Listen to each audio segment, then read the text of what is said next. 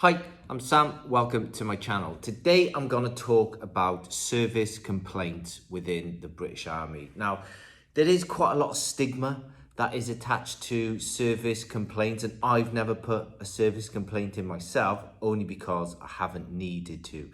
Some people put them in frivolously and they don't need to. Some people put service complaints in when they really do need to and they get the output that they desire.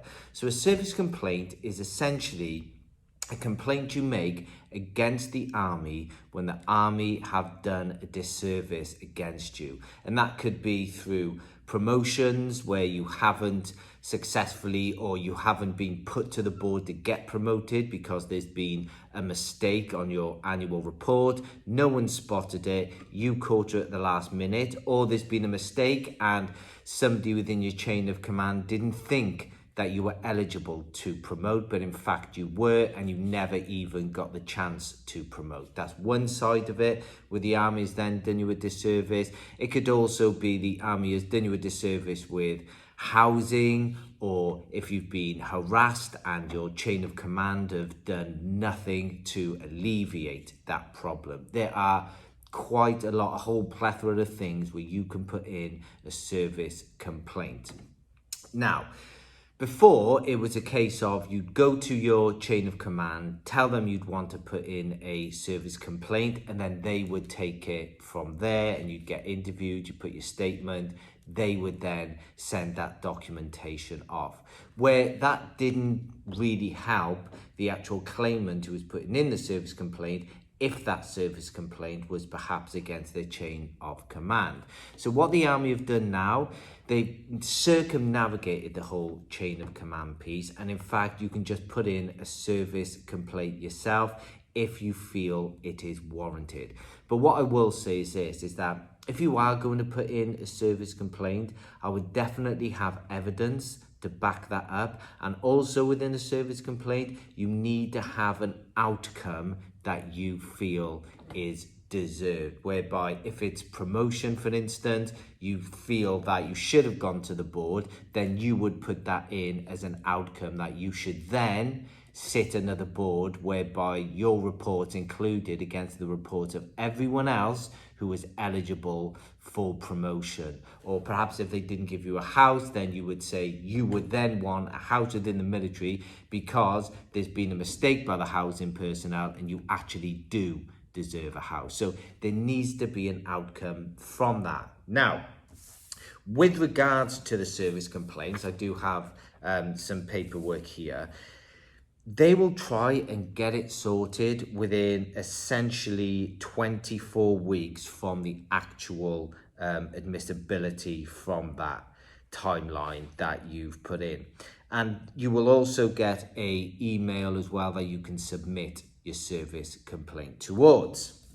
So that's the big one. That's kind of like the main crux of the update at this moment in time. There's you just circumnavigate your chain of command. But what I would say is to definitely speak to your chain of command first, because what it does like to go through, different piece now, is that it would, rather you putting in a service complaint, which can be quite timely, is that you try and sort out the issues before you go down that service complaint route.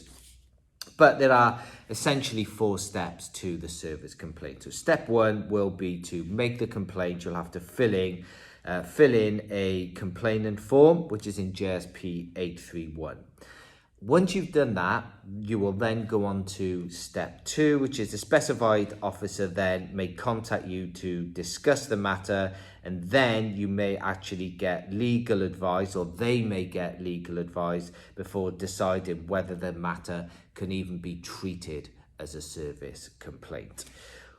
Once that's done, you then go on to step 3. So the Single Service Secretariat will appoint a decision body to then investigate that complaint. The decision body will usually choose a person to carry out the investigation, and they will tell you who that is, who those people are who's going to carry out the investigation. Then you move on to step 4. So this is going to take quite a long time. This could take anywhere up to 5 or 6 months. Step 4, the decision body will then send you a copy of the investigation report, which will include details of evidence. You'll also be able to give comments on the report, and the decision body will consider these when making their decision.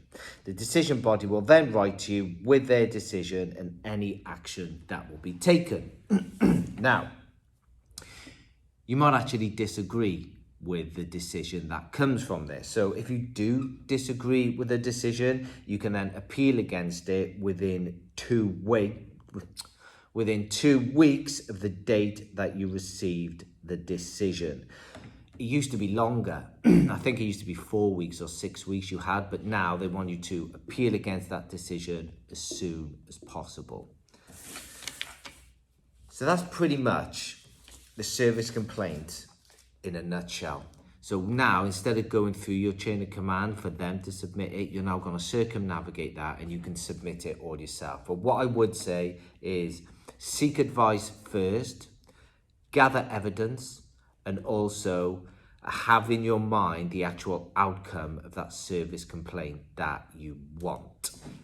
Other than that, that's pretty much it. It's all pretty straightforward. And when you do get into the military, you'll be able to search it up on the system on something called SharePoint. You'll be able to search it up on there, and that can give you more advice as well.